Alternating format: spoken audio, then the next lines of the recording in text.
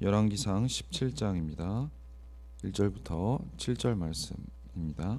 성도 여러분, 오늘 말씀은 엘리야를 보호하고 엘리야에게 공급하는 하나님에 관한 내용입니다. 먼저 1절은 가뭄을 예고하는 말씀이고 2절부터 6절까지는 엘리야를 보호하고 공급하신 하나님, 그리고 7절에 가뭄이 시작되는 내용입니다. 1절을 먼저 보시면 길르앗에 우거하는 자 중에 디셉 사람 엘리야가 아합에게 말하되 내가 섬기는 이스라엘의 하나님 여호와께서 살아계심을 두고 맹세하노니 내 말이 없으면 수년 동안 비도 이슬도 있지 아니하리라 하니라. 이 말씀의 배경을 보면 북이스라엘은 바알 숭배로 이끈 가장 악한 왕이라고 평가를 받는 지금 아합의 시대를 살고 있습니다. 그럼에도 불구하고 하나님은 이 북이스라엘에 대한 사랑을 끊임없이 보여주십니다. 이 분열 왕국의 왕들의 기록 중에 이 아합의 분량은 굉장히 큰 비중을 차지합니다. 그래서 그의 악행은 더 도드라지게 성경에서 묘사를 하고 있습니다. 또한 이 단락에서 이 엘리야의 사역이 아합만큼 많이 나옵니다. 하나님은 엘리야를 사용하여서 이 신앙의 위기에 처한 지금 북이스라엘에게 하나님의 말씀을 전하고 기적을 행사하심으로써 하나님이 이스라엘의 진정한 통치자임을 나타내고 있습니다. 이 선지자 엘리야는 이 길르앗 땅의 디셉 출신이라고 나오는데 길르앗의 지명은 넓게는 요단의 동편을 가리키며 좁게는 북쪽의 야르묵강부터 남쪽 야복강 또는 좀 더 남쪽의 이 아르논강 사이를 가리킵니다. 디셉의 위치는 학자들은 이 야복강에서 북쪽으로 35km 되는 곳에 제시를 하지만 정확한 위치는 현재 모르는 상태입니다. 이렇게 북이스라엘의 아합과 남유다의 이 아하시아 때에 북이스라엘에서 엘리야는 활동을 했습니다. 아합의 통치 기록에는 이 엘리야 외에도 엘리사 또는 이름 없는 선지자, 또 다른 선지자 미가야, 그리고 오바댜가 숨긴 이 100명의 선지자가 총 등장합니다. 이는 이 악한 시대에 하나님이 여러 선지자를 보내어서 하나님의 말씀으로 이스라엘에게 긍휼을 베푸셨음을 나타내고 있습니다. 하나님의 말씀에는 심판의 경고도 있고 승리에 대한 말씀도 있습니다. 이렇게 선포된 하나님의 말씀은 반드시 그리고 그대로 실현이 됩니다. 그럼에도 불구하고 아합과 북이스라엘 백성은 하나님께 돌아갈 기회가 굉장히 많았지만 그 모든 기회를 버리고 바알을 쫓는 완고함과 어리석은 모습을 보여주고 있습니다. 엘리야의 단락인 27장과 9장 그리고 이 21장은 하나님에 대한 이 엘리야의 순종과 그리고 응답, 그리고 엘리야의 탈진, 그리고 재기 과정을 우리에게 보여줍니다. 이런 과정에는 엘리야의 단호함, 용기, 그리고 열정, 헌신, 그런 간절함 등이 있고, 한편에는 엘리야의 인간적인 두려움, 그리고 외로움, 그리고 상실감, 좌절, 우울감 등이 기록이 됩니다. 이렇게 하나님은 굴곡이 있는 이 엘리야의 삶의 여정 속에서 엘리야와 그리고 하나님의 백성에게 끊임없이 공급하고 보호하고 인도하신다는 것을 보여주고 있습니다. 그래서 오늘 본문부터 19장까지는 이 3년 6개월의 가뭄을 배경으로 하나님의 엘리야와 하나님의 백성들을 어떻게 보살폈는지 초점을 맞추고 있습니다. 1절을 다시 보시면 이 선지자 엘리야는 땅에 가뭄이 시작될 것이라고 하나님의 이름으로 아합에게 통보함으로써 이 아합의 바알 숭배에 정면으로 맞서는 것을 보여주고 있습니다. 이것은 비뿐이 아니라 이슬조차도 내리지 않는 이 극심한 가뭄이 예고된 것입니다. 바알 신은 이 천둥과 폭풍의 신으로서 땅의 풍요와 가축의 번성을 제공하는 신으로 이 가나안 사람들에게 널리 알려진 신이었습니다. 이 가나안 주민들은 바알이 땅에 비를 내린다고 믿었으므로 바알은 농경 생활에서 무시할 수 없는 존재로 가나안 사람들에게 숭배되었습니다. 당시 북이스라엘도 이 아합과 이세벨과 더불어 바알을 북이스라엘의 신으로 섬기는 상태였습니다. 자, 이에 엘리야는 이스라엘의 신은 자기가 섬기는 살아계신 하나님 여호와임을 지금 1절에서 밝히고 있습니다. 따라서 이런 엘리야의 가뭄 선포는 하나님과 바알 간의 대결이며 바알과 그의 숭배자들에 대한 선전 보고입니다. 열왕기상 18장에서 이 엘리야와 이 바알 선지자들의 대결 이전에 그들이 섬기는 이 신들의 대결이 먼저 시작되었음을 암시합니다. 우리가 다 알고 있지만 여기서 한 가지 우리가 주의할 점이 있는데, 이 하나님과 바알이 대결을 벌인다고 해서 바알이 실제로 존재하는 신이라든지 하나님과 바알이 대등하게 견줄 수 있는 그런 대상이라는 의미는 절대 아닙니다. 당시 아합을 비롯해서 북이스라엘 백성들이 바알을 신격화하여 우상을 섬겼으므로 그들이 섬기고 있는 신이 생명과 능력이 없는 그런 형상에 불과함을 증명하기 위한 방법을 택했을 뿐입니다. 세상에는 스스로 있는 자라고 말씀하신 이 여호와 하나님 외에 다른 신은 존재하지 않는다는 것을 우리가 기억을 해야 할 것입니다.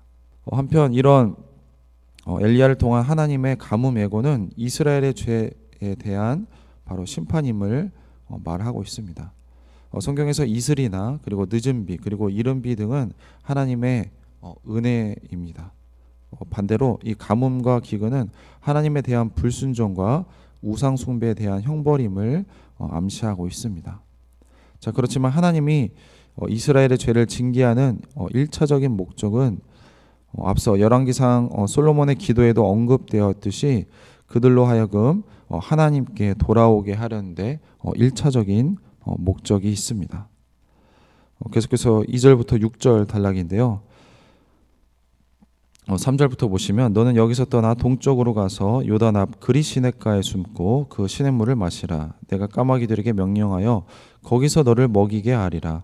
그가 여호와의 말씀 같이 하여 곧 가서 요단 앞 그리 시냇가에 머물매 까마귀들이 아침에도 떡과 고기를 저녁에도 떡과 고기를 가져왔고 그가 시냇물을 마셨으나. 하나님은 말씀하셔서 엘리야에게 여기서 떠나 동쪽으로 가서 요단 앞에 그리 시냇가에 숨으라고 명령을 하고 있습니다. 여기에 나온 여기는 북이스라엘의 수도인 이 사마리아 성읍으로 우리가 유추할 수 있습니다. 왜냐하면 1절에서 엘리야가 아합에게 가뭄을 선언한 장소가 아합의 궁이었을 가능성이 굉장히 크고, 이후에도 보면 아합을 만나러 사마리아로 간 점이 그것을 뒷받침하고 있습니다.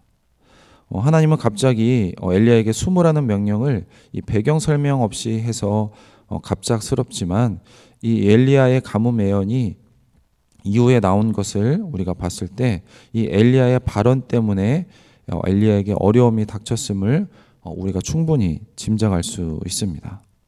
자, 이에 대한 정황은 열왕기상 17장 그 앞의 내용과 뒤의 내용에서 우리가 확인할 수 있습니다.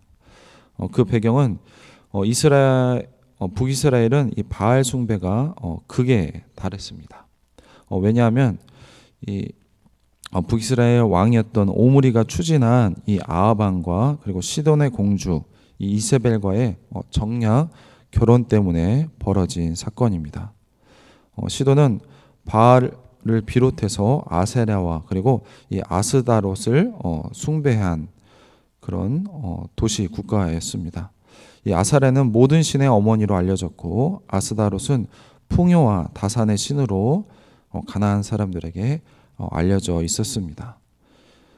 이미 바알과 아사레는 출애굽 당시에 이미 가나안 신으로 소개가 됐고 사사 시대에도 이 아스다롯과 함께 이스라엘 사람들이 숭배하는 그런 우상이었습니다.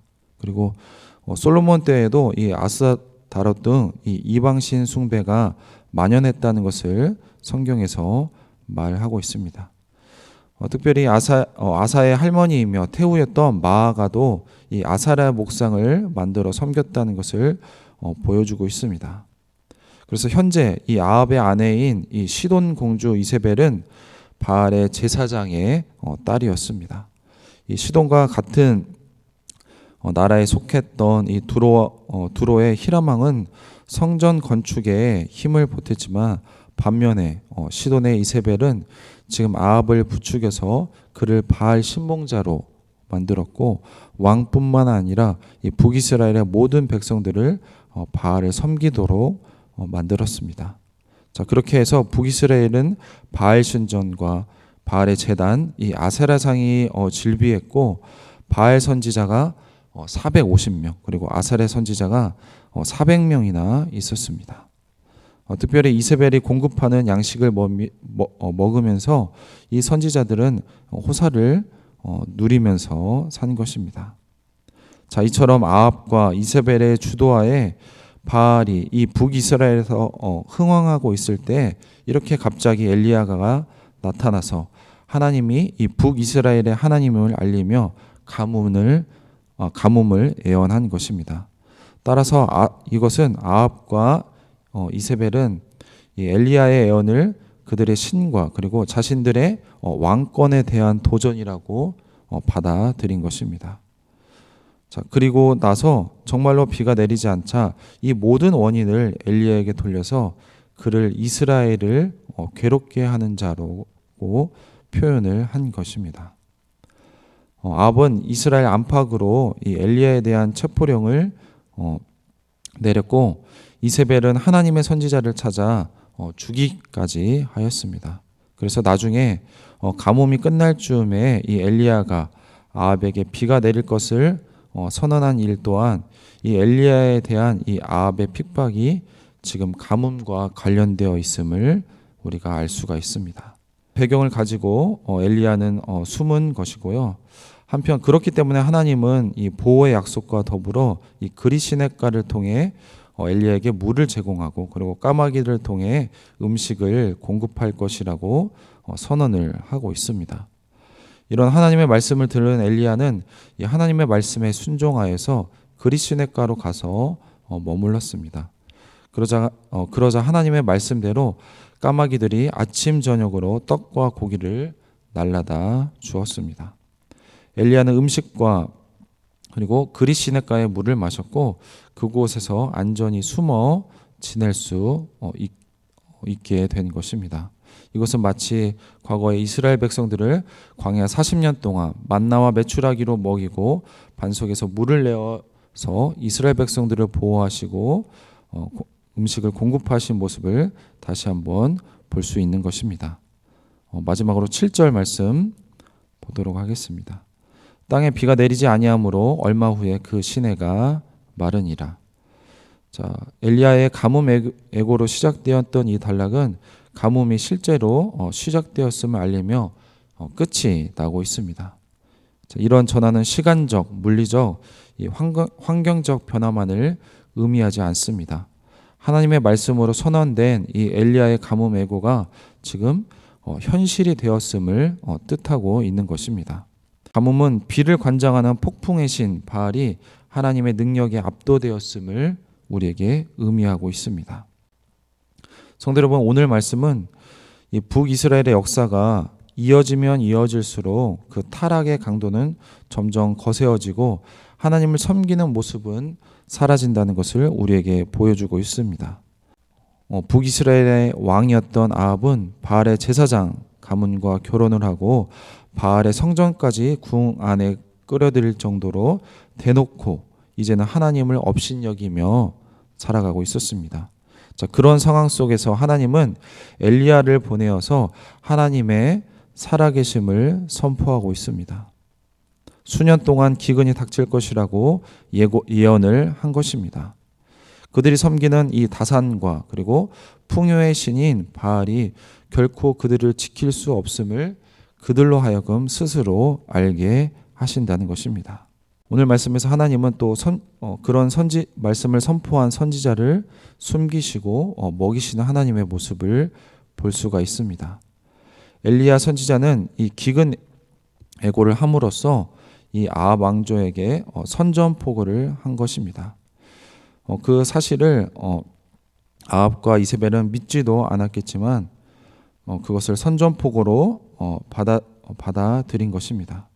이 하나님을 경외하지 않는 이 아합 왕 앞에서 그런 말을 하고도 살아남을 수 있는 사람은 현재 북이스라엘에서는 한 명도 없습니다.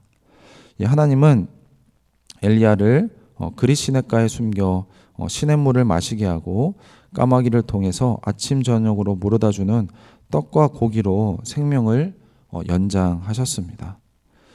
또한 이 기간을 통해 앞으로 닥칠 더 큰 전투에 이 엘리야가 능히 치를 수 있도록 엘리야에게 기다림과 그리고 겸손과 이 순종에 훈련할 수 있는 기회도 된 것입니다. 이러한 고독 속에서 하나님에 대한 깊은 묵상과 성찰을 통해서 많은 고난을 이길 수 있는 힘을 키울 수 있기 때문입니다. 오늘 말씀은 마지막으로 하나님의 살아계심을 하나님이 스스로 입증하셨습니다. 수년 동안 이스라엘의 비와 이슬이 내리지 않을 것이라는 하나님의 말씀처럼 그릿 시냇가가 마르고 정말로 기근이 찾아온 것입니다. 비와 그리고 풍요의 신인 바알이 이스라엘을 구원하지 못한다는 것입니다. 그들이 죽은 듯이 간주하고 의지하지 않았던 여호와 하나님의 말씀이 실현되었다는 것은 하나님이 살아계시고 바알이 헛된 신임을 오늘 말씀에서 입증한 것입니다. 또한 그릿 시냇가에 숨어 까마귀가 날라다 준 음식으로 연명하는 이 하나님의 명령에 군말 없이 순종한 이 엘리야의 모습에서 우리도 순종의 모습을 본받아야 할 것입니다. 엘리야의 모습은 하나님의 살아계심을 지금 온몸으로 보여주고 있는 것입니다. 왕의 면전에서 자기의 목숨을 내놓고 담대하게 하나님의 말씀을 선포했던 엘리야의 모습과 그리고 그렇게 선포한 자신에게 하나님께서는 숨으라고 하시고 그리고 이 까마귀 밥상이라는 이 명령에 내려졌지만 엘리야는 그것을 순종하는 모습을 보여주고 있습니다. 이런 엘리야의 모습을 통해서 오늘날 우리의 모습을 바라보게 됩니다. 오늘날 우리의 시대는 물이 없어서 갈증하는 것이 아니라 하나님의 말씀이 없어서 갈증하는 시대입니다. 이런 시대에 엘리야는 하나님의 말씀에 토를 닿지 않고 순종하는 모습을 보여주고 있습니다. 이것은 그 당시에 엘리야뿐만이 아니라 오늘 우리에게 필요한 자세라는 것을 보여주고 있습니다. 그렇게 순종했을 때 오늘 말씀 통해서 하나님께서 말씀하신 것처럼 하나님의 약속이 하나님의 언약이 반드시 이루어진다는 것을 보여주고 있기 때문입니다. 그렇게 하나님의 말씀에 순종하는 우리 서부중학교의 성도님들이 되시길 소망합니다.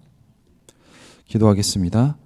하나님 감사합니다. 오늘 말씀 통하여서 역사가 계속되면 계속될수록 더욱 불순종하고 우상 숭배하고 죄를 짓는 북이스라엘의 모습을 볼 수가 있습니다. 그들을 구원하고 그들을 보호하고 그들에게 음식을 공급했던 하나님을 섬기는 것이 아니라 바알을 숭배하고 바알을 섬겼던 북이스라엘의 하나님의 살아계심을 오늘 선포하는 말씀을 보았습니다. 하나님 오늘날도 마찬가지로 하나님의 살아계심을 사람들이 인지하지 못하고 풍요와 하나님 다산의 신, 이 물질의 신, 만몬의 신을 섬기는 하나님 오늘날의 모습을 봅니다. 하나님 그들이 물질적인 것을 섬기고 그 물질적인 것이 모든 것을 해줄 것 같지만 정말로 살아계신 신은 하나님이라는 것을 오늘날 이 대한민국 백성들도 알게 하나님 도와 주시옵소서. 하나님 그렇게 하나님의 살아계심을 선포한 엘리야는 하나님 목숨이 위태로워서 숨을 수밖에 없었습니다. 그런 엘리야에게 하나님 그리시네가를 통해서 물을 공급하고 까마귀를 통해서 음식을 제공하는 모습을 볼 수가 있습니다. 하나님, 우리가 아무리 어려운 환경과 고난과 역경 속에 있을지라도 하나님께서는 우리를 보호하시고 우리에게 살아갈 힘을 제공하신다는 그 약속을 믿고 오늘날 소망을 가지고 하나님 나라를 위해서 그리고 복음을 위해서 살아가는 우리 교회 성도님들이 다 될 수 있도록 도와주시옵소서. 하나님, 그렇게 우리가 소망을 가지고 살아갈 수 있는 그 근거는 하나님 엘리야를 통해서 하신 말씀이 오늘 마지막에 정말로 감히 이루어진 것처럼 하나님의 말씀은 반드시 이루어진다는 그 믿음을 가지고 그 소망을 가지고 오늘날 고난을 잘 이겨내는 우리 모든 서부중학교의 성도님들 다 될 수 있도록 도와주시옵소서. 감사드리며 예수님의 이름으로 기도했습니다. 아멘.